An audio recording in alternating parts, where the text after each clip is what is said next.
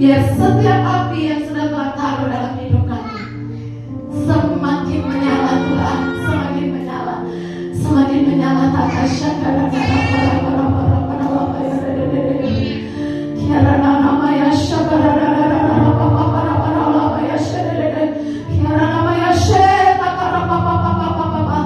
Tidak jadi redam ya Tuhan, tidak jadi redam ya Bapa. Semakin menyala Tuhan. Tolong isikan minyak kami Bapa, dan buat kami tekun untuk isi minyak kami juga Tuhan. Terima kasih ya Allah. Kami mengangkat tangan kami, hanya bisa bilang thank you.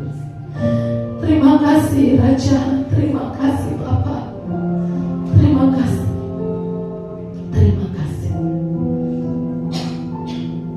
Makasih Tuhan. Apa yang jadi kerinduan hatimu, sampaikan Tuhan. Berbicara dengan jelas di hati setiap kami. Biar yang sudah menyala semakin menyala, tapi yang mulai redup Tuhan, Tuhan nyalakan Bapa. Terima kasih Tuhan Yesus. Terima kasih, terima kasih. Dalam nama Tuhan Yesus, segala pujian kemuliaan hanya bagi Engkau. Kami tundukkan hati kami untuk kami dengar firman-Mu hanya daripada-Mu ya Bapa, yang boleh sampai Tuhan, di dalam nama Tuhan Yesus. Amin, amin, amin. Silakan duduk.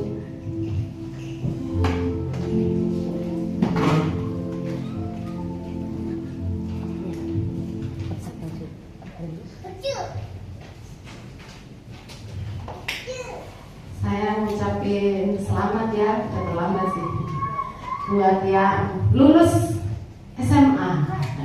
Berapa orang yang lulus SMA boleh angkat tangan? Bisa tuh. Kenapa nggak boleh angkat tangan? Boleh angkat tangan yang lulus SMA? Lulus ujian. Oke, ya SMA itu kuliah dan SMA hal yang berbeda ya. Jadi selamat menikmati fase yang baru dalam hidup kita, dalam kekristenan kita, dalam pengiringan kita akan Tuhan.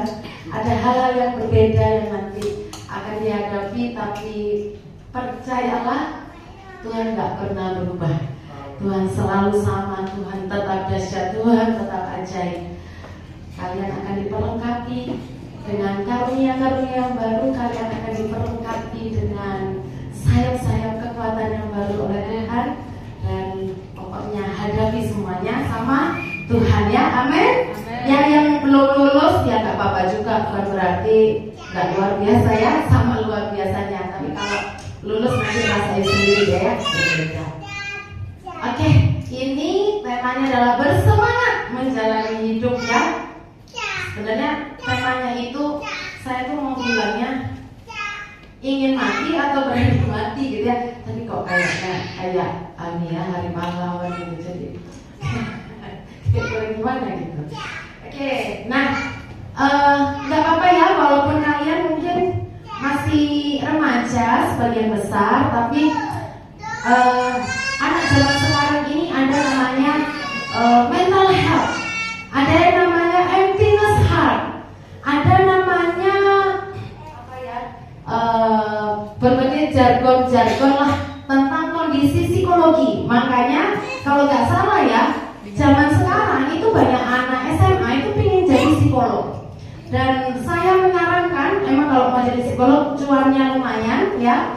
Ya bukan berarti kalau jadi pendeta ya bes cuannya nggak lumayan, cuannya jauh lebih banyak ya. Berkat Tuhan melimpah pasti itu ya. Nah semuanya pasti diberkati Tuhan, nggak ada yang tidak diberkati Tuhan itu. Tapi semuanya bisa jadi berkat, psikolog bisa jadi berkat, pendeta juga bisa jadi berkat gitu ya, guru bisa jadi berkat, semuanya bisa jadi berkat. Nah nanti mungkin akan ada fase-fase gitu ya dalam hidup ini. Mungkin kalau dulu waktu SMA pacarannya masih kedip-kedip mata ya, tapi kalau lebih dari kedip-kedip mata ya bertobat lah ya. Tapi nanti kalau udah kuliah gitu ya, habis ini mungkin ada yang mulai kerja, itu fasenya udah lebih beda gitu ya. Makanya ada film 17 tahun ke atas, ada film 21 tahun ke atas. Saya juga nggak ngerti sih 21 tahun ke atas tuh biasanya film apa gitu ya. Maksudnya seperti apa level kedewasaannya saya belum pernah nonton. Tapi intinya memang ada fase-fase yang bahkan orang dunia bilang itu yang memang berbeda gitu ya dari satu masa ke masa. Nah, dalam hidup ini ada kalanya kita mungkin Tuhan izinkan untuk mengalami kondisi yang sangat-sangat gak enak. Mungkin sekarang pernah mengalami seperti itu ya. Mungkin dengan berbagai ininya lah ya, dengan berbagai penyebabnya. Ada orang yang ada anak-anak atau ya gak harus anak-anak juga sih ya, bapak ibu dan semuanya lah, orang baik orang dewasa maupun anak-anak remaja, yang mungkin kadang merasa bangun tidur, aduh sekolah lagi, itu berarti sudah gak punya semangat hidup, lelah hidup itu, lelah hati, lelah sangat gitu ya. Aduh sekolah lagi kok ya, hari Sabtu lagi gitu loh gitu kan. Atau yang kerja, aduh kerja lagi gitu ya. Mudah-mudahan yang di pastori nggak gitu ya, nggak ada kan ya. Aduh gitu nggak ada ya, mudah-mudahan. Intinya ada fase-fase di dalam hidup kita tuh yang kadang-kadang kita bangun pagi aja, ya udah pagi lagi gitu kan. Ada fase orang-orang itu bisa dalam kondisi yang aduh rasanya pulang lebih baik deh gitu ya. Walaupun gak yakin juga gitu loh surga gimana, neraka gimana, tapi rasanya pulang lebih baik karena apa? Lelah hidup, ada keletihan ya. Kita lihat ya, ini sekilas-sekilas saja. Ada yang namanya Elia bilang, udahlah ini apa namanya cukup, ini nabi besar loh ya, nabi yang apa namanya melakukan mujizat-mujizat, banyak mujizat. Saya lupa berapa ya mujizatnya, tapi banyak mujizat lah. Termasuk nabi yang dikatakan nabi-nabi yang ternama, sering disebutkan. Bahkan waktu Tuhan Yesus apa namanya sama 3 orang muridnya naik ke Gunung Tabor ya kalau nggak salah, itu yang terlihat itu adalah Musa dan Elia gitu. Jadi ini nabi yang apa ya, pasti saya yakin menempati satu posisi tempat khusus gitu ya di hati Tuhan gitu. Nah tapi ini pun dia pernah bilang bahwa udah cukup, sudah ambil nyawaku Tuhan, hanya karena masalah yang ringan, yaitu takut gitu ya. Nanti kita lihat ya. Ada namanya Yunus. Yunus ini bolak-balik ngomel sama Tuhan, aku mau mati aja Tuhan, aku mau mati aja. Mana mau matinya tuh bukan ambil nyawaku Tuhan, enggak, tapi aku mau mati aja lah Tuhan, aku marah nih, aku mau mati aja lah Tuhan, aku marah nih, sampai 3 kali, sampai Tuhannya bilang kamu tuh pantas marah nggak sih gitu ya. Nah ini juga hal yang membuat dia marah. Mungkin kalau kita pikir secara akal manusia, dia bukan dikejar hutang, dia bukan apa ya namanya hampir ketangkap karena ngedarin narkoba, dia bukan ditipu 1 miliar, enggak. Tapi penyebabnya adalah penyebab yang kadang-kadang kita mikirnya cuman gitu loh. Penyebabnya apa? Dia jengkel aja gitu, disuruh melayani orang Niniwe. Orang Niniwe itu kejam banget dan mungkin pernah mencelakai orang-orang yang dia kenal. Dia intinya gak suka aja sama orang Niniwe gitu ya, karena bangsa itu kejam. Jadi dia pengen mati. Nah ada juga Paulus gitu ya. Paulus ini malah ini bukan pingin mati, kalau ini malah bilangnya hidup adalah Kristus. Jadi mau dia udah larang kapal, mau dia udah melewati hal-hal yang gak enak, dia tetap semangat karena bagiku hidup adalah Kristus dan mati adalah keuntungan. Terus ada Tuhan Yesus. Tuhan Yesus ini wah gak tau lah ya, ini memang pribadi yang gak ada matinya gitu ya, gak ada redup semangatnya, selalu semangat gitu. Mungkin kalau orang lain ya 12 tahun disuruh ikut papa mama kebaktian udah berjam-jam seharian, mungkin udah ngantuk kali ya. Tapi Tuhan Yesus malah semangat masih belajar. Ini orang yang pribadi yang sampai di ujung akhir hidupnya tidak pernah hilang semangat. Itu namanya Tuhan Yesus. Nah, oke, ini tokoh di Alkitab ya. Tadi kita sama-sama lihat. Jadi ternyata yang namanya orang lelah hayati, lelah di hati gitu ya, punya apa ya namanya, keletihan, itu nggak harus masalah-masalah yang berat. Bapak Ibu, saya pernah apa namanya pingin nyoba narkoba hanya karena sahabat saya lulus duluan. Itu kan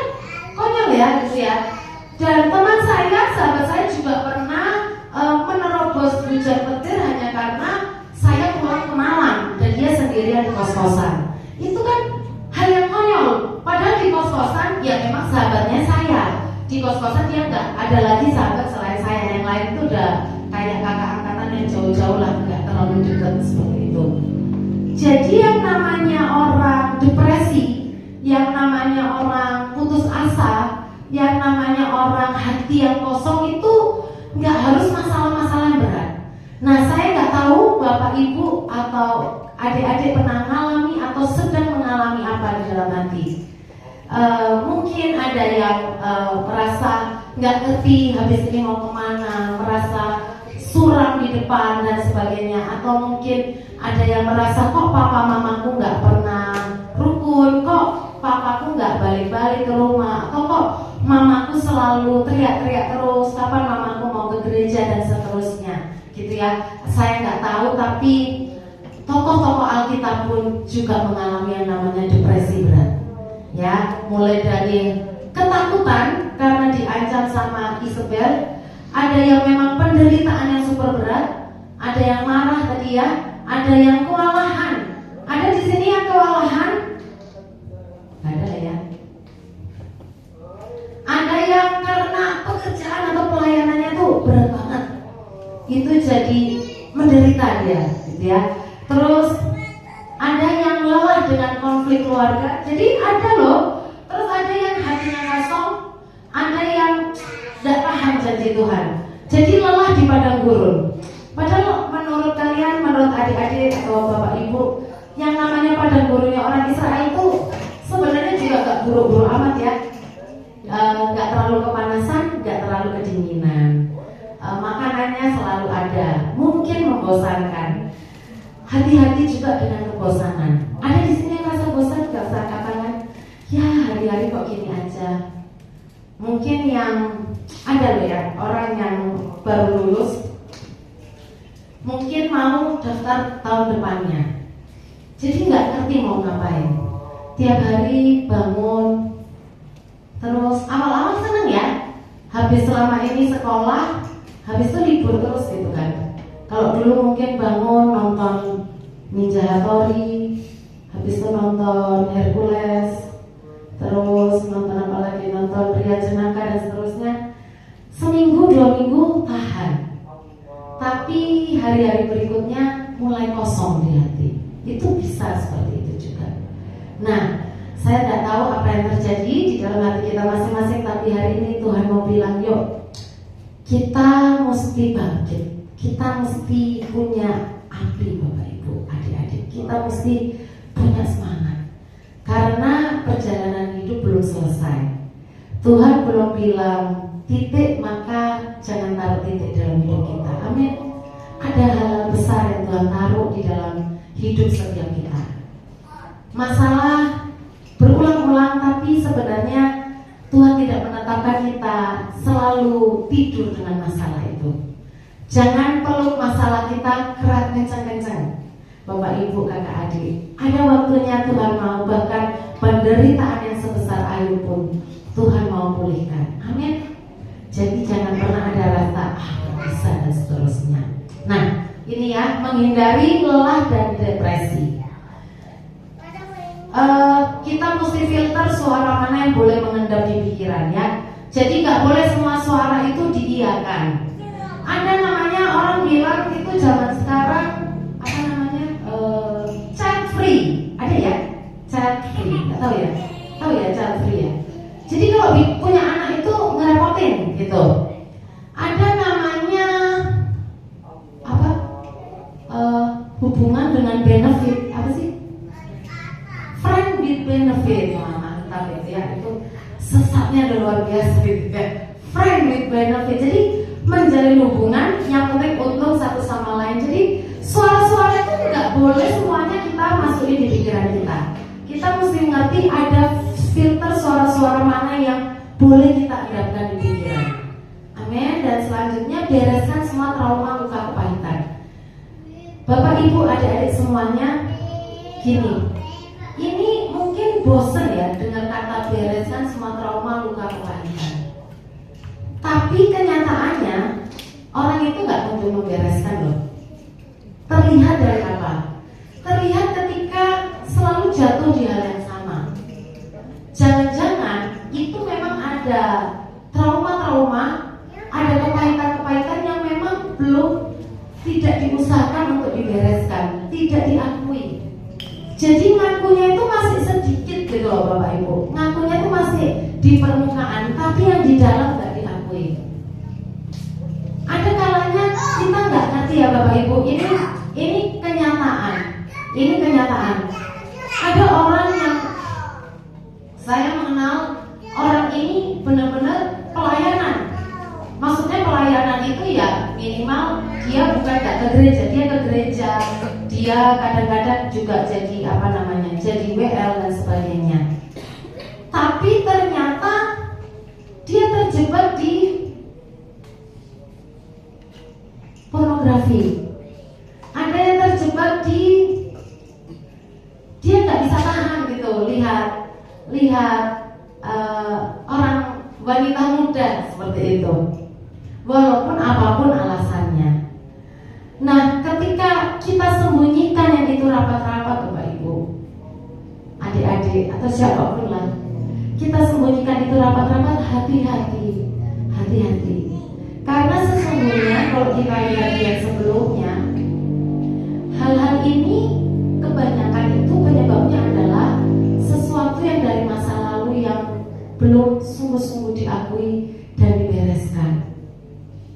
Bapak Ibu, kadang-kadang kita tuh berharap, nanti pengennya saya, misalkan nih kayak kemarin datang pendeta tamu Pak Nelson misalkan, harapannya kita dia seperti kayak bisa nerawang, gitu ya. Ini ini masalahnya. Kadang nggak seperti itu loh Bapak Ibu. Kadang itu memang Tuhan mau kerendahan hati kita untuk mengakui, untuk membongkar. Dan itu ternyata menyembuhkan banyak hal Bapak Ibu. Ketika kita sungguh-sungguh mau membereskan. Semakin kita tutup rapat, Bapak Ibu, kalau kita baca di suka nggak suka ya Bapak Ibu ya, kita tuh nggak bisa ngambil kayak cuman aku mau berkat persepuluhan aja, aku mau berkatnya Abraham, Ishak dan Yakub, tapi kita nggak mau bagian-bagian yang nggak enak, nggak bisa, itu nggak bisa dipilih-pilih. Nah masalahnya akan ada ayat-ayat, selalu akan ada ayat-ayat, makanya itu dibacanya selalu dari perjanjian, dari kejadian sampai Wahyu. Ada namanya ketika misalkan orang tidak taat A, hukumannya tuh kadang nggak nyambung loh. Punishmentnya itu kadang nggak nyambung, bukan hukuman ya. Kalau saya bilang hukuman nanti salah apa ya? Ganjarannya kadang nggak nyambung. Lah wong ini kok ganjarannya misalkan apa? Misalkan jatuhnya pornografi berulang-ulang, jatuhnya mungkin perzinahan berulang-ulang, tapi ganjarannya atau yang dirasakan misalkan adalah kegagalan berulang-ulang, usaha selalu gagal dan sebagainya. Nah kita seringkali cuma mau didoakan yang di sininya nggak mau. Itu hati-hati Bapak Ibu. Kita mesti urusan sama yang seperti itu. Jangan sampai hanya karena itu ya, yang seperti ini tuh bisa kejadian gitu. Mending kita sebenarnya malu-malu banget enggak sih? Enggak terlalu malu kalau kita harus bongkar semuanya. Membongkar tapi untuk satu pemulihan yang lebih utuh tubuh jiwa roh. Amin. Yang mana ya? Nah itu untuk menghindari lelah dan depresi. Saya nggak panjang-panjang di situ. Kita akan masuk ke membangkitkan semangat yang padam.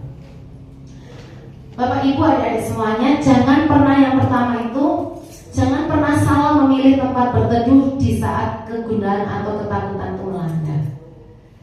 Ada banyak jalan instan yang dikasih, tapi Taman Eden aja itu ngasihnya pohon biji-bijian, barang yang gak terlalu enak awalnya, gitu ya.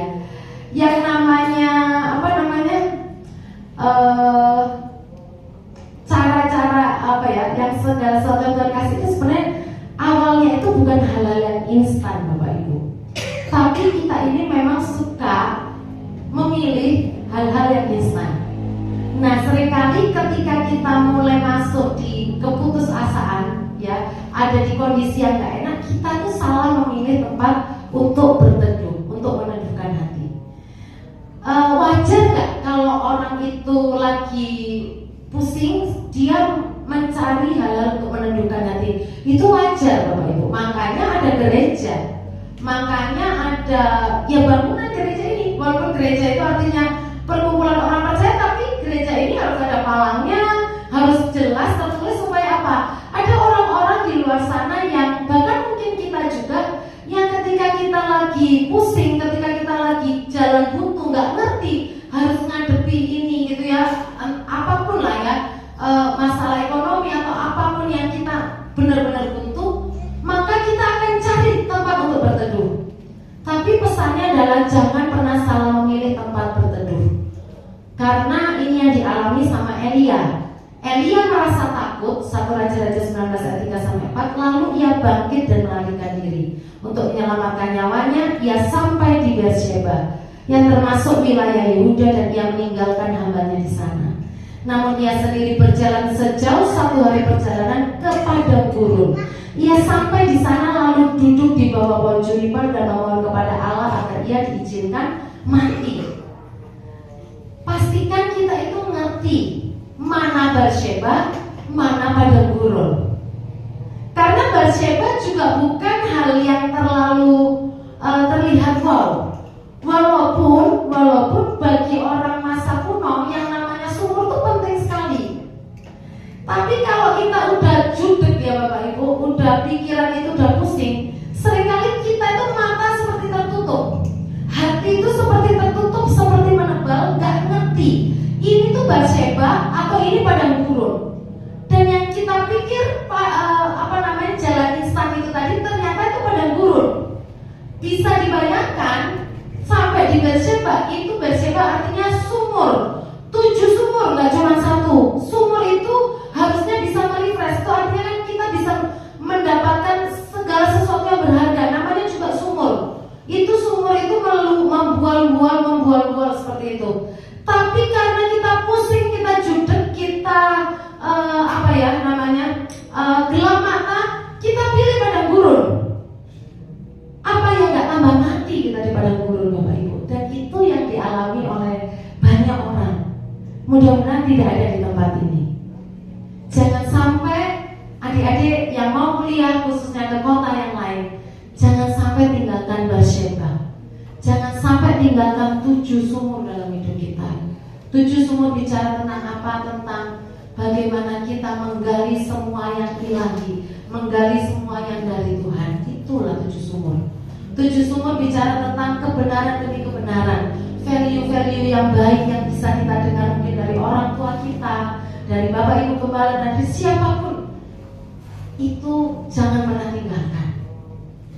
Nanti di tempat yang baru mungkin kalian akan mulai masuk di PMK gitu ya, di persekutuan, mungkin kalian mulai akan dibawa ke pengalaman rohani yang unik-unik gitu ya. Mungkin kalian akan dibawa ke pasar-pasar nih, jadi pasar atau apapun. Kalian mungkin dibawa ke pedalaman untuk Injil. Gak apa-apa, kerjakan. Tapi jangan pernah tinggalkan Beersheba. Jangan pernah lupakan Beersheba. Jangan pernah lupakan 7 sumur. Jangan pernah tinggalkan semua nilai-nilai kebenaran yang sudah pernah ada di hidup kita. Amin. Kerjakan terus, jangan lari ke padang gurun. Nah, kenali itu Beersheba atau padang gurun. Kita taunya dari buahnya. Jadi Bapak Ibu, kalau utang kita tambah banyak, itu jelas bukan Beersheba, itu padang gurun Bapak Ibu. Kalau kita tambah stres, itu pasti bukan Beersheba, itu padang gurun. Kalau kita jadi malas berdoa, itu pasti kita tuh bisa degradasi loh Bapak Ibu. Belum tentu ya, nanti malam kita nangis-nangis ketemu Tuhan di kamar, belum tentu loh besoknya mengalami hal yang sama. Bisa jadi karena besok aja kita dengar yang gak enak aja dari guru, dari dosen atau dari siapapun, dari teman bisnis, dari teman kantor. Besok malam mungkin kita gak akan alami seperti yang nanti malam kita alami sama Tuhan. Itu namanya degradasi. Tapi mari ingat, jangan pernah tinggalkan yang namanya Beersheba. Kalaupun kita mengalami degradasi, minta sama Tuhan lagi, aku mau kembali ke Beersheba. Amin. Dan untuk jiwa itu pilih makanan sehat meskipun tidak seenak junk food.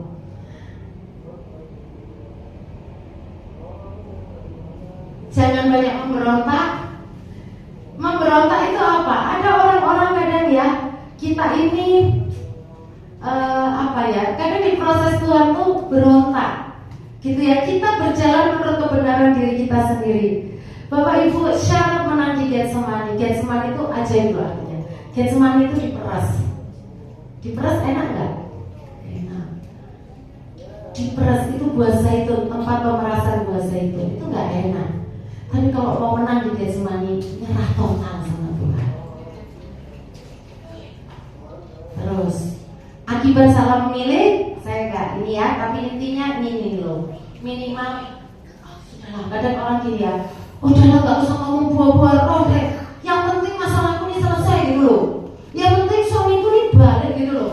Yang penting istriku ini jangan nyuri uangku terus nih dari rekening ini. Masa tiap kali aku ngambil uang di ATM tiba-tiba hilang kok ada aja gitu ya. Lika-likunya gitu. Yang penting itu deh. Tapi Bapak Ibu, awali dengan jangan salah milih. Karena oke lah, kalau nggak mau ngurusin dulu yang tentang buah-buah roh gitu ya, tapi minimal jangan tambah edan aja Bapak Ibu. Jangan tambah putus asa, jangan tambah garis stripnya gitu ya. Minimal berkurang lah paling enggak ya garis stripnya. Oke, berikutnya adalah berjumpa dengan Tuhan. Ini kunci, berjumpa dengan Tuhan. Jadi kita Bapak Ibu, adik-adik, kita ini bisa punya kepekaan dan Tuhan pasti kasih. Namanya ini zaman hujan awal, hujan akhir. Namanya ini masa Pentakosta ketiga kalau kata Pak Niko gitu ya. Tapi tetap Bapak Ibu, kita mesti ada di dalam track perjumpaan dengan Tuhan setiap saat. Karena tanpa perjumpaan dengan Tuhan, apa yang kita anggap itu sebuah kepekaan itu kadang bisa salah. Tapi ketika salah itu bisa membawa kita gini. Ketika kita ada dalam sebuah masalah, kita salah bereaksi, itu bisa membuat masalah-masalah berikutnya datang tambah besar dan ujungnya kita mulai agak stres gitu ya, mulai agak begini. Nah makanya kita mesti ketemu Tuhan. Kalau sudah terlanjur ada di kubangan masalah, pastikan ketemu Tuhan Bapak Ibu. Sekosong apapun hati kita, seenggak rasa apapun hati kita, harus ketemu sama Tuhan. Karena Elia takut sampai nggak bisa bedakan. Ini orang peka Bapak Ibu, ini nggak usah ditanyakan lah kepekaannya. Tapi karena takut, jadi perasaan negatif itu bisa meredam roh kita loh. Hati-hati. Makanya tuh perasaan negatif itu kita harus peka, harus ngeh. Kadang kita itu cuma peka sama suara Tuhan, apa sama yang kita anggap oke, ya suara Tuhan atau apapun itulah ya yang sifatnya seperti hal sesuatu yang di dimensi alam roh. Tapi kadang kita nggak peka dengan kondisi hati kita sendiri, itu bahaya Bapak Ibu. Kita mesti ngerti hati kita sendiri seperti apa. Karena ketika kita membiarkan perasaan-perasaan negatif itu menguasai kita, itu bisa membuat kita buta, nggak ngerti mana Beersheba, mana padang gurun. Tapi kabar baiknya, Tuhan itu rindu mendatangi masing-masing kita. Dia mau sentuh kita, itu pasti Bapak Ibu. Jadi, ayo respon. Ketika kita di gereja atau mari pastikan bahwa kita mesti ketemu sama Tuhan Bapak Ibu. Bapak Ibu, bagaimanapun kadang-kadang saya juga rada malu ya Bapak Ibu ya. Maksudnya gini, ada saya baru dengar kok kalau nyembah teriak-teriak gitu ya, yaitu kadang tidak bisa ditahan gitu ya Bapak Ibu. Tapi buat saya pada akhirnya yang penting aku ketemu Tuhan sih, gitu. Di hari-hari yang sulit ini, kalau kita nggak ketemu Tuhan, saya nggak ngerti Bapak Ibu. Ini masa-masa yang nggak mudah loh. Jadi kita mesti ketemu Tuhan, mesti Bapak Ibu.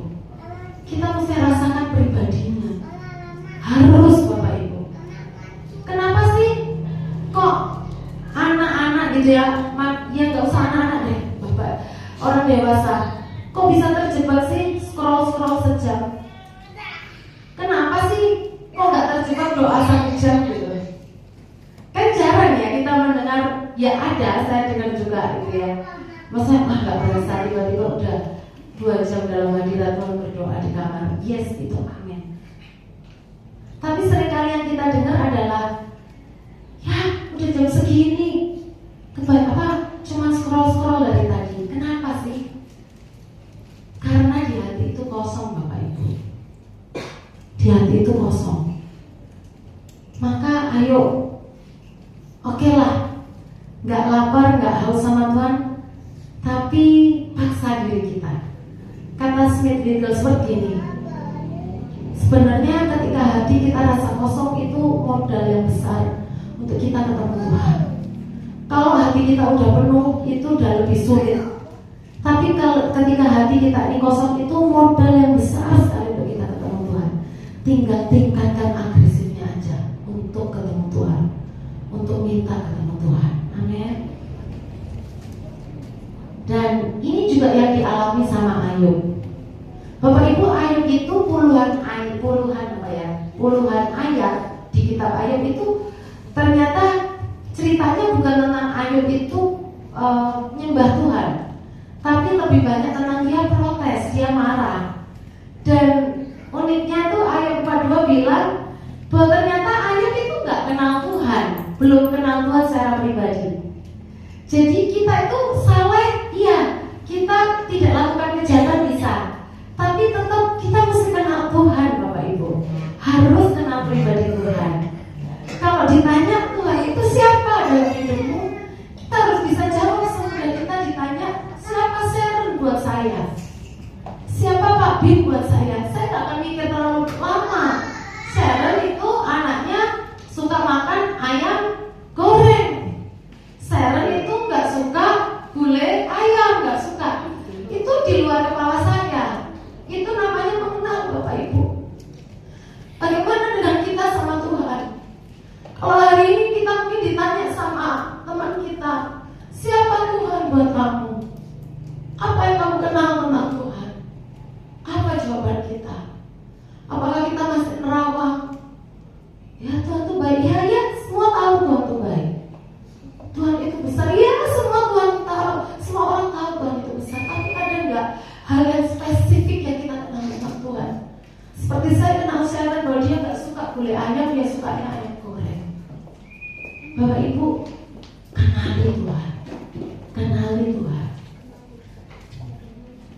Dan orang yang kenal Tuhan, Bapak Ibu, itu nggak bisa dihentikan oleh penderitaan seberat apapun.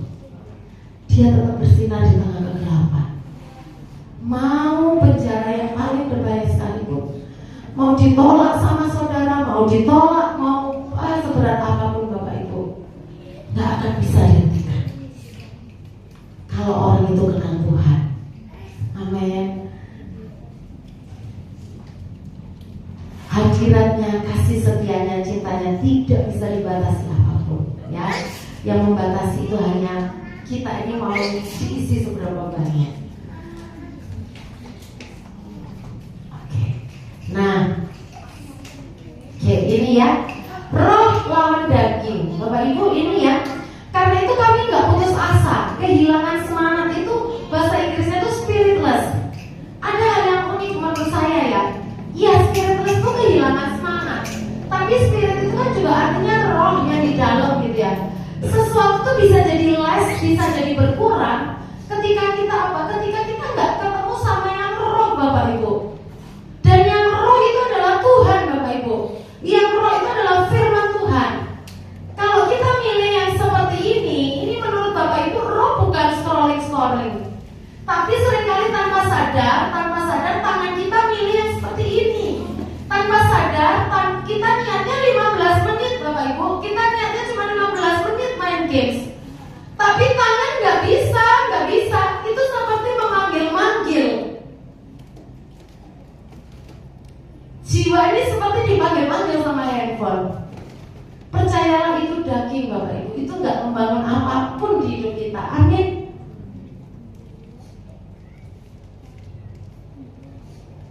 Dan selanjutnya, mari setelah kita ketemu Tuhan, pilih Bersyeba. Yang ketiga tuh jangan cuma merenungi nasib, banyak solusi ke Tuhan dan kerjakan. Bapak Ibu, ada fase-fase. Nah ini, saya tadi bingung ya mau menjelaskannya tuh. Jadi ada fase-fase di dalam hidup kita tuh namanya kairos, Bapak Ibu. Ada saya tuh pernah ingat ya, Tuhan tuh pernah bilang gini, pegang kakinya Bu Hilda. Itu saya lakukan waktu saya mau WL di ibadah Natal di Gerasa. Ada kairos-kairos yang kita nggak ngerti. Bukan berarti terus ketika saya pegang kakinya Bu Hilda terus tiba-tiba keluar asap gitu. Nggak ada apa-apa, nggak terjadi apa-apa. Tapi saya yakin ada sesuatu yang diturunkan dari beliau ke saya. Kenapa? Karena itu yang dari Tuhan. Tuhan bilang pegang kakinya, minta didoakan. Ada kalanya Tuhan tuh gini. Jadi gini maksud saya, ada kita ini kan kita ngomong apa adanya ya. Gak semua kan keterima UMPTN ya. Gak apa-apa. Itu bukan akhir dari segalanya. Jangan merenungi nasib, tanya solusi ke Tuhan, kerjakan Bapak Ibu, kerjakan anak-anak. Walaupun itu gak cocok sama hati kita. Bapak Ibu, waktu saya di Bandung, saya bingung mau ikut mission trip ke Manado atau mau pulang gitu ya. Bapak Ibu tahu nggak? Kakak rohani saya itu bilang apa? Karena kita waktu itu udah kayak tingkat atas, jadi kakak rohaninya itu kita pendalaman Alkitabnya itu campur gitu ya. Nggak dipegang lagi sama kakak rohani saya waktu saya masih awal-awal kuliah gitu. Terus saya masih ingat sampai hari ini. Kakak itu bilang gini, panggilan saya dia, kamu bingung karena kamu tidak berdoa. Wih, itu ya benar, karena kamu tidak berdoa. Atau kalau kamu berdoa, kamu kurang berdoa, makanya kamu gak ngerti kamu mau kemana. Ya juga ya gitu. Dan dalam kebingungan saya, saat itu saya memutuskan untuk pulang saja. Kenapa? Karena saya tanya orang tua suruh saya pulang. Saya pulang, Bapak Ibu, saya gak ngerti mau buat apa saya. Namanya lulusan dari Bandung itu ngelamarnya pasti lewat Bandung dan Jakarta.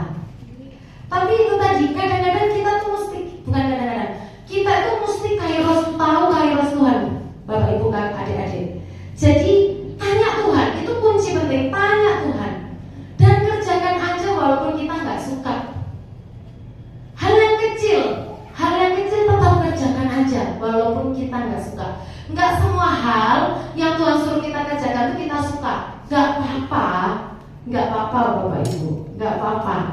Ada yang misalkan kayak saya nih ya, saya bingung Tuhan aku harus apa? Tuhan bilang buka Yellow Pages, lamar semuanya dari situ. Ya saya lamar. Jadi kunci pentingnya adalah tanya solusi sama Tuhan. Terus jangan berdiam diri, jangan merenungi nasib. Kalau kita berkubang terus di masalah gitu ya, kita cuma renungi nasib, terus habis itu paling kita kerjaannya kayak gini, ibadah nih, ibadah di sini misalnya ya, kita dengerin, oh khotbahnya ngomong gini, ada yang cocok dilakukan, nggak cocok nggak dilakukan. Terus kita berharap itu tadi pendeta dari luar gitu ya, menerawang kita dari kejauhan. Kita itu akan seperti babi, berkubang aja di penderitaan. Berkubang di penderitaan itu bikin tambah edan Bapak Ibu. Benar, muter aja di penderitaan tuh. Jadi gini loh, kalau ada dalam kondisi putus asa harus cepat keluar dari kondisi itu Bapak Ibu. Kalau memang belum waktunya keluar, Yusuf kan 13 tahun ya baru bisa keluar, it's okay. Tapi jangan renungi nasib, diem aja. Enak gak sih Bapak Ibu, sapu-sapu Yusuf itu di rumah bapaknya pakai mantel jubah maha indah. Di situ dia pakai baju tahanan, gak enak Bapak Ibu. Ada rasa pasti ya gak enak lah pokoknya. Tapi dia tetap kerjakan. Saya mau bilang hidup itu harus terus berjalan. Jangan diam di tempat, jangan stuck. Hidup harus terus berjalan. Jangan suka nganggur-nganggur, gak jelas, menangisi gitu ya, baca-baca, cuma baca detik.com seharian, jangan. Nah, karena seringkali ini ya, orang itu, kita manusia itu seringkali pengennya itu, keinginan kita sama pikiran Tuhan itu suka beda. Tuhan maunya kita itu minta maaf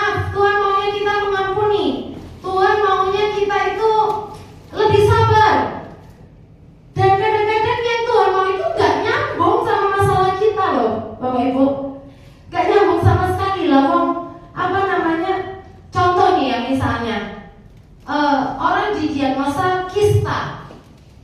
Tapi Tuhan bilang kamu harus mengampuni. Loh, gak nyambung sama sekali. Harusnya nyambungnya kan kamu harus datang ke KKR-nya sama sekarang saya nggak. Benien mungkin. Benien udah nggak terlalu ini ya. Siapalah ya, udah terkenal lagi gitu. Minta didoakan. Itu kan pikirannya kita. Seringkali gak nyambung, tapi Tuhan bilang ampuni. Kamu sembuh nanti. Kairos itu yang kita mesti paham loh Bapak Ibu, adik-adik. Langkah ketaatan itu seringkali membawa kita satu promosi demi promosi, membawa kita bisa keluar dari satu masalah demi masalah. Amin. Nih ya, ayat Amsal 16 ayat 3 kita baca bareng ya. 1, 2, 3. Serahkanlah pekerjaanmu kepada Tuhan, serahkan dan percayakanlah kepadanya, maka rencanamu akan berhasil jika kamu menaati kehendak dan bimbingannya. Nah, tapi ini nanti kita lihat ya.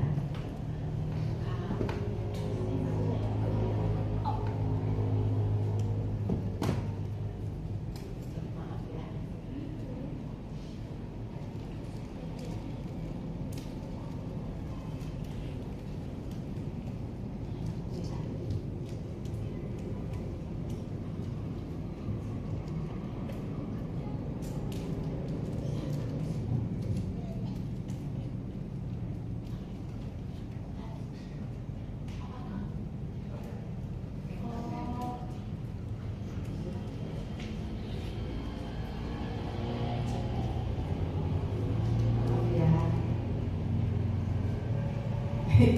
Sahabat, maaf.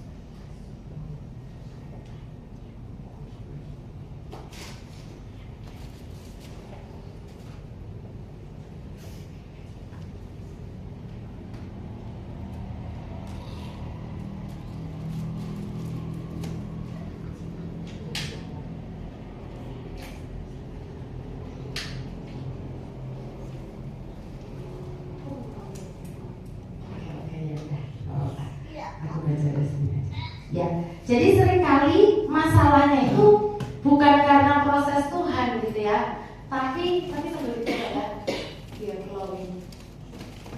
Oke, seringkali masalahnya itu bukan karena proses Tuhan, tapi karena kitanya yang nggak tekun dan konsisten untuk mengerjakan dan melangkah dalam iman dan ketaatan. Kan gini ya, kadang-kadang gini, misalkan ini ya contoh. Apa ya misalkan ya, contohnya misalkan gini deh, Tuhan bilang gitu ya, oke, supaya kamu itu pintar gitu ya, tiap hari kamu mesti bawa buku catatan gitu.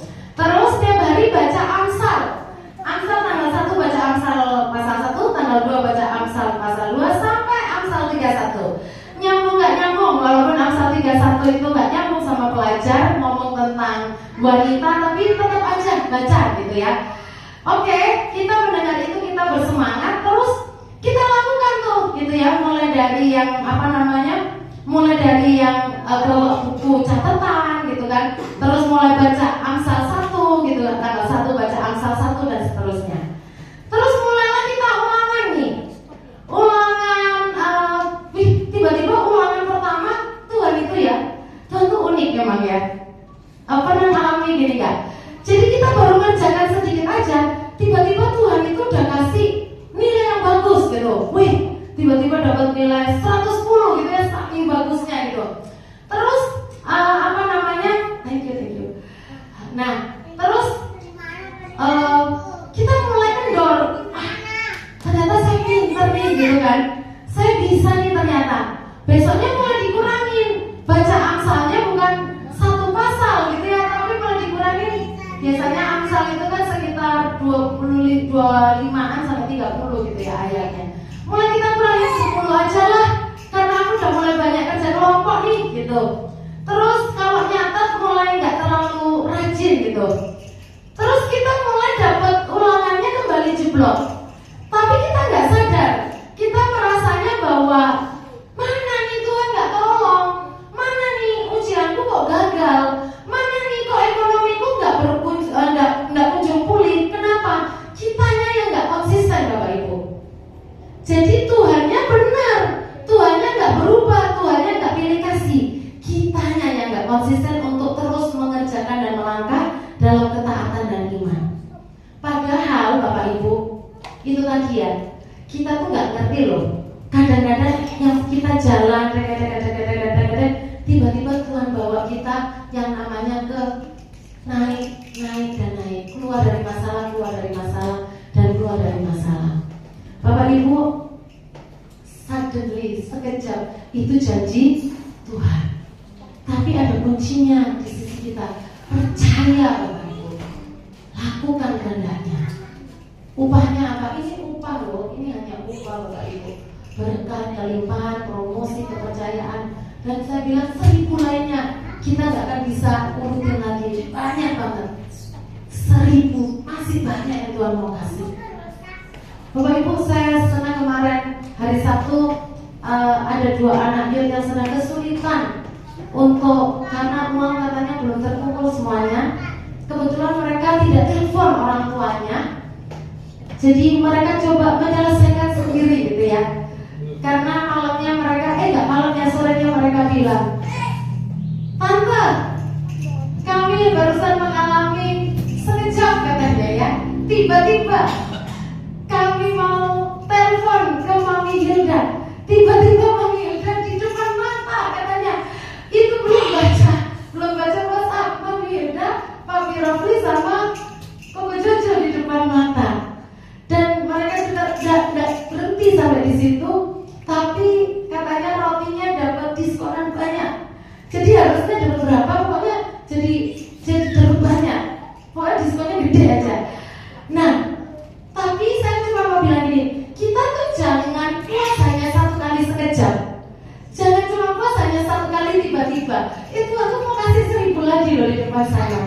Tuhan mau kasih 1 juta lagi loh di depan sana. Jadi terus percaya aja gitu, terus teguh, terus konsisten, lakukan kehendak Tuhan. Jangan kasih kendor, amin.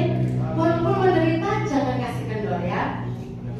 Dan kenali kesesatan hati dan ubah pola pikir. Nih ya, kalau pola pikir itu salah, itu bisa akibat fatal. Ini saya juga kenal orangnya ya, hanya karena ibu ngomong gini.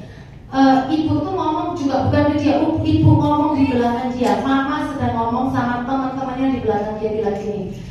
Teman-temannya mama bilang gini, kasihan ya si Cici itu anak pertamanya kok perempuan, kok bukan laki-laki.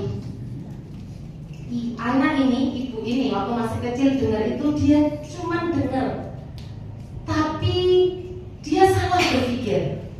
Dia mikirnya dia tidak diinginkan. Padahal mama gak pernah mikir seperti itu. Selanjutnya mama titipkan dia ke nenek. Nenek mau pergi ke negeri Cina. Nenek tinggalkan dia. Kenapa? Karena orang tuanya melarang anak ini untuk ikut ke negeri Cina. Orang tua tetap ingin anak ini bertumbuh dengan orang tua, dengan dia. Tapi anak ini berpikir apa? Nenekku jahat, aku ditinggalkan. Betapa hati-hati kita mesti dengan pola pikir yang salah. Itu bisa akibat fatal dan membuat kita tidak segera bebas dari masalah. Apa sih yang kadang-kadang membuat kita itu pola pikir kita itu salah? Kita misalnya dikasih solusi A, nanti kayak gini, gak bisa. Nanti begini, aduh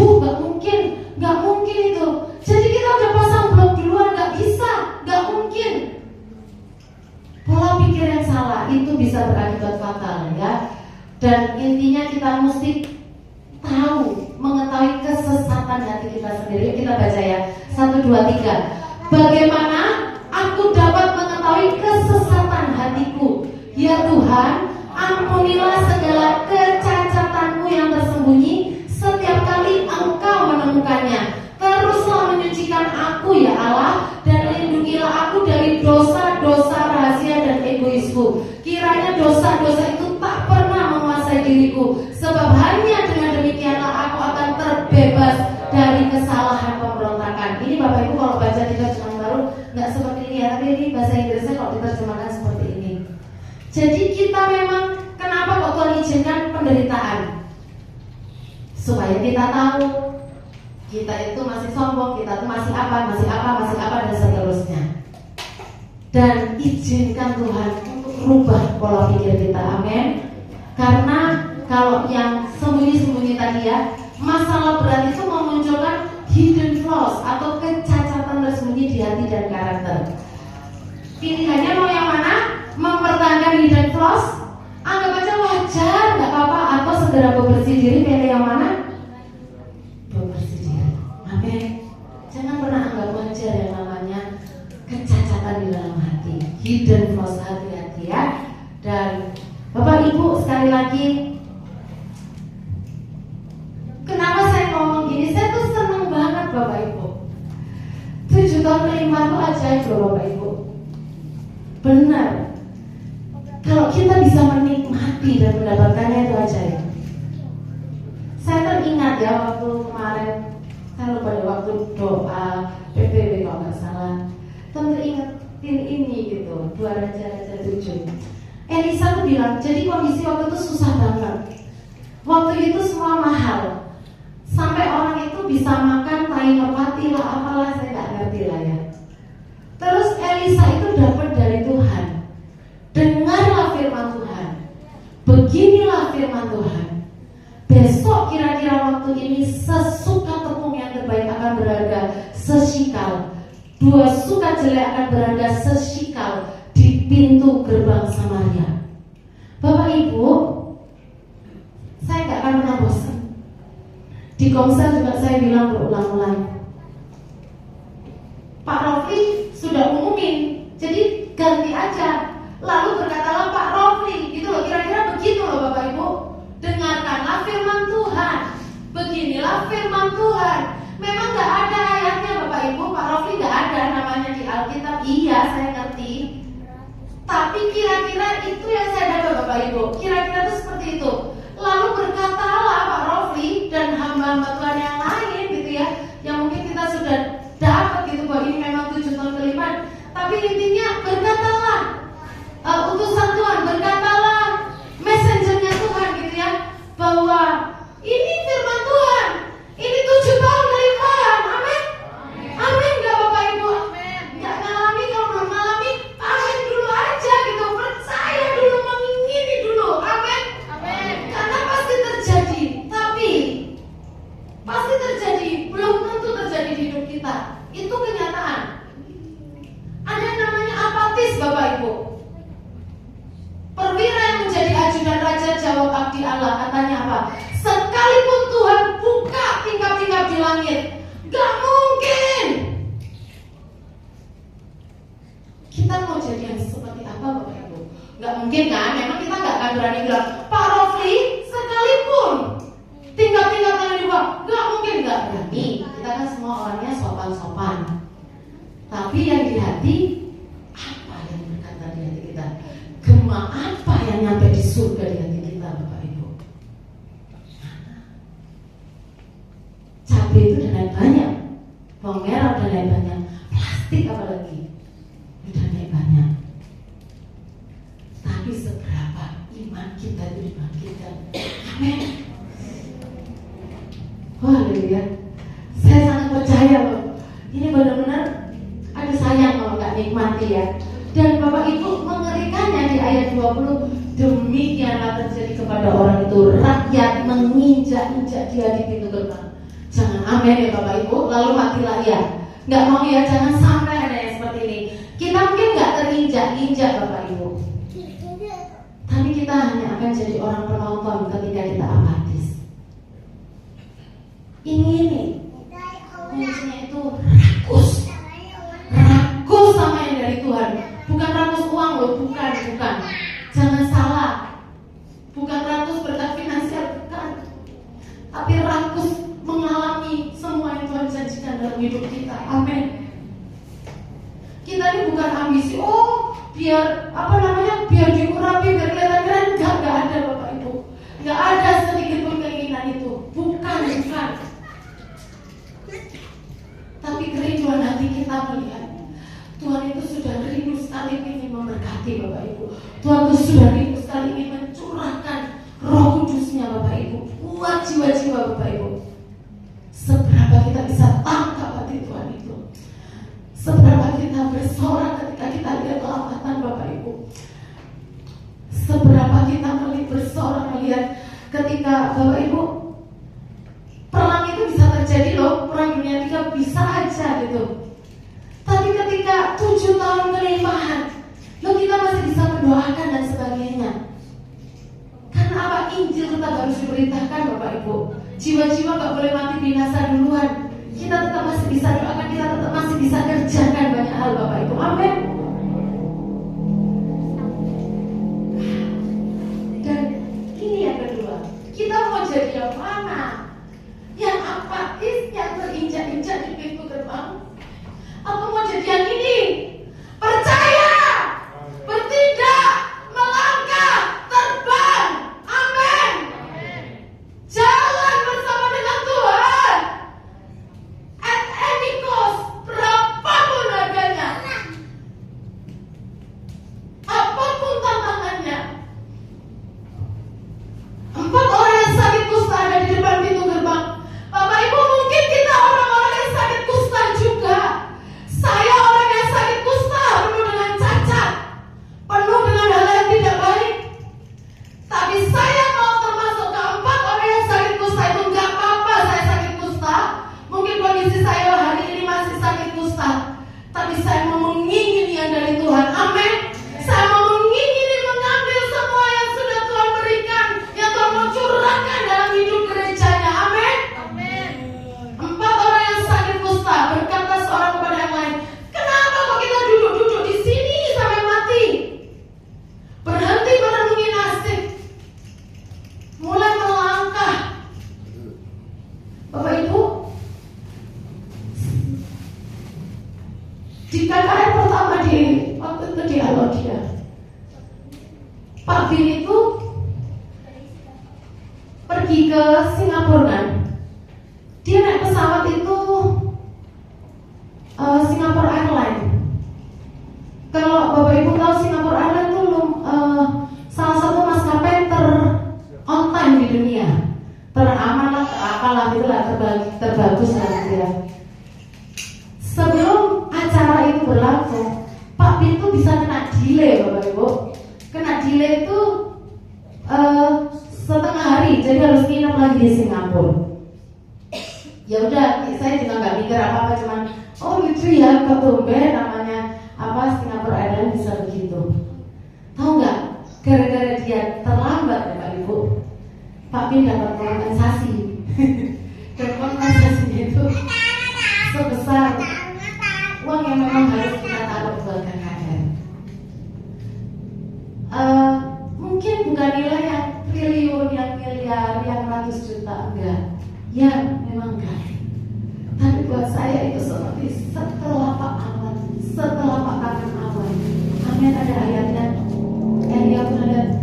Sudah seberapa dia bilang kuncinya ada setelapak tangan. Ada awan sebesar setelapak tangan. Bapak Ibu, Tuhan rindu gak cuma setelapak tangan. Tuhan rindu bukan banyak hal di hidup kita. Amin. Seberapa kita percaya, mau nyebrang, mengapa kita duduk, ayo masuk ke kota.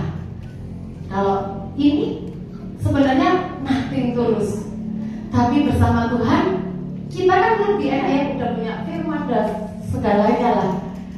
Kita nggak perlu harus sampai nothing tulus, karena itu kepastian Bapak Ibu. Amin. Dan intinya akhirnya mereka menikmati semua yang dijanjikan. Intinya yang Tuhan mau itu glorious finish, good. Mau kita tua, mau muda, jadi meninggal itu good old age. Kalau masih muda ya good young age. Amin, amin. Jadi yuk kita baca sama-sama ya. Kita bangkit berdiri, kita baca sama-sama.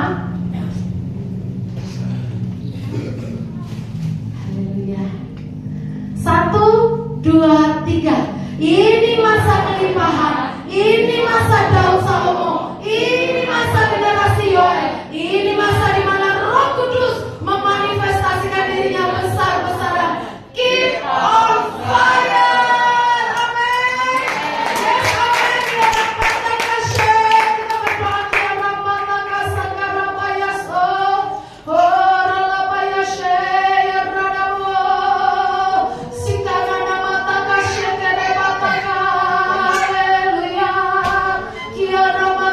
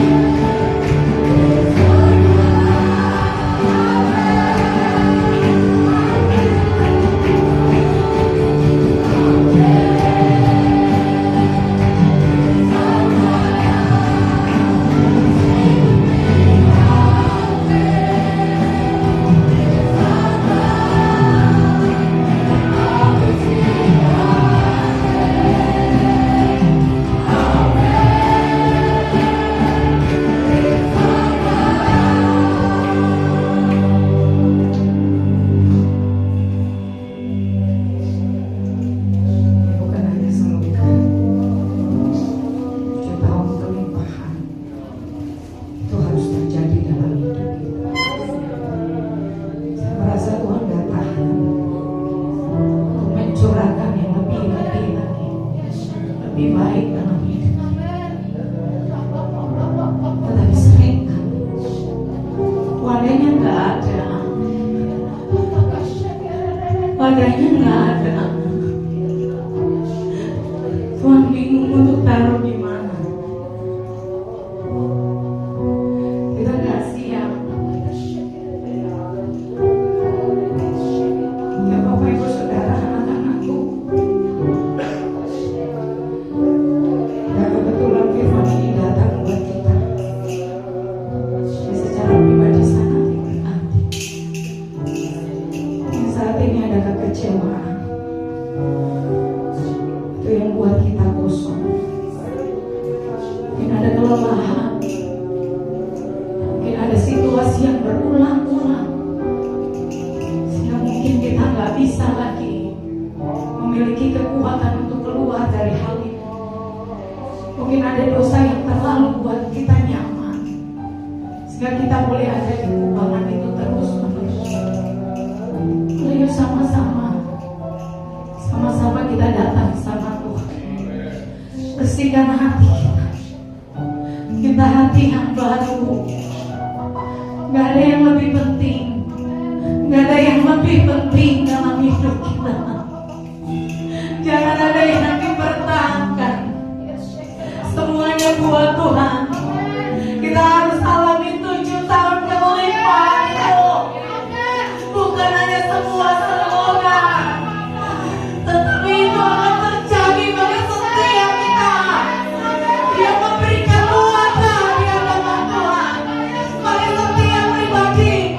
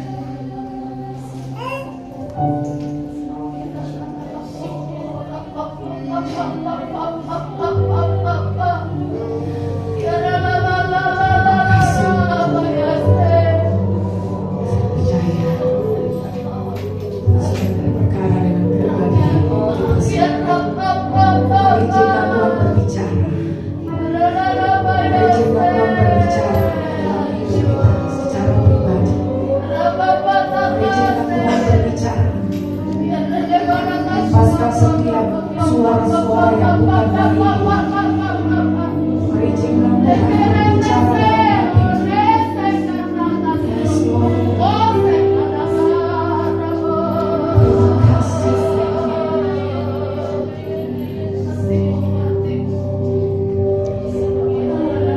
Yang besar, ajaib dan mulia, Kau Yesus yang selalu membuatku terpesona. Segala pujian bagi-Mu ya Tuhan. Hanya Kau yang layak kulakukan. Kau Allah yang besar, ajaib dan mulia. Kau Yesus yang selalu membuatku terpesona. Segala pujian bagi-Mu ya. Sampai satu saat kita katakan Kau bisa ya. Kau bisa Tuhan. Kau bisa Tuhan, Tuhan bahwaku setinggi ini. Satu kali sedangkan ngomong, Kau bisa Tuhan, aku dapat ini. Kau bisa Tuhan, aku jadi seperti ini. Kau bisa Tuhan, Tuhan pakai aku sedahsyat ini. Bagian kita siapkan wadahnya. Amin. Katakan, Kau ajaib dan mulia.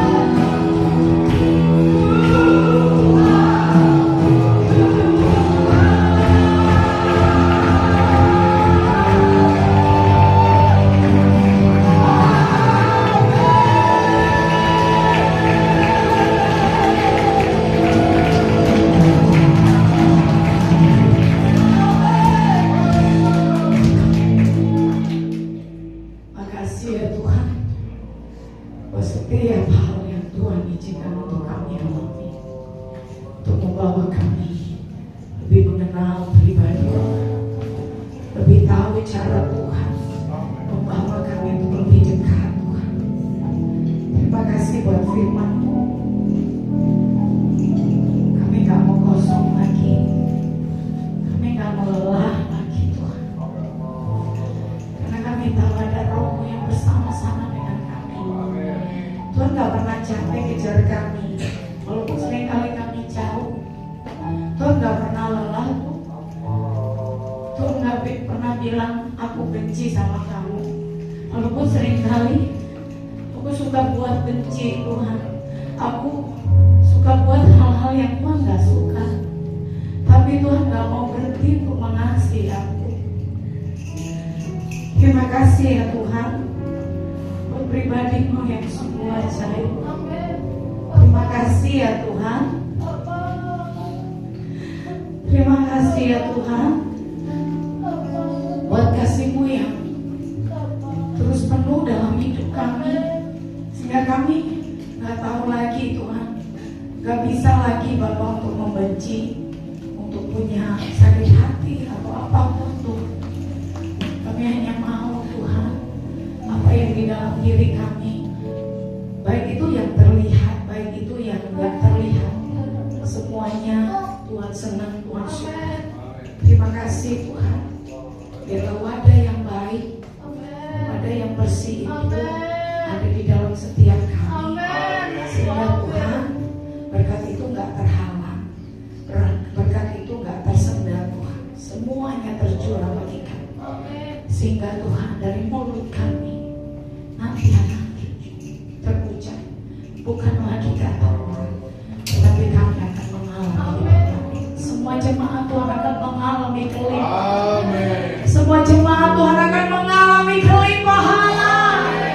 Tahun-tahun di mana Tuhan menyatakan diri-Mu bagi setiap kami. Yang lemah akan dikuatkan, yang sakit akan disembuhkan, yang kekurangan akan berlimpah.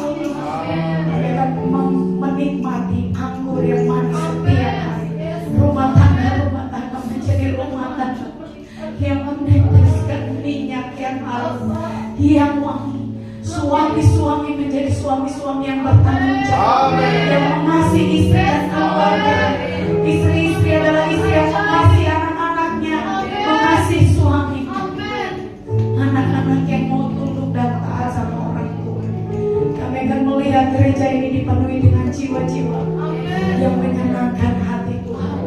Kami akan melihat Tuhan hal-hal yang ajaib, hal-hal yang supranatural, hal-hal yang ilahi itu akan terjadi dalam hidup kami. Terima kasih Tuhan, berkati yang Bapak Usari sudah memberkati kami saat ini. Kami kembalikan segala pujian, syukur dan hormat kami kepada di dalam nama Yesus. Kami berdoa semua yang bergairah dengan firman Tuhan, semua yang bergairah untuk melakukan firman Tuhan, katakan amin. Haleluya.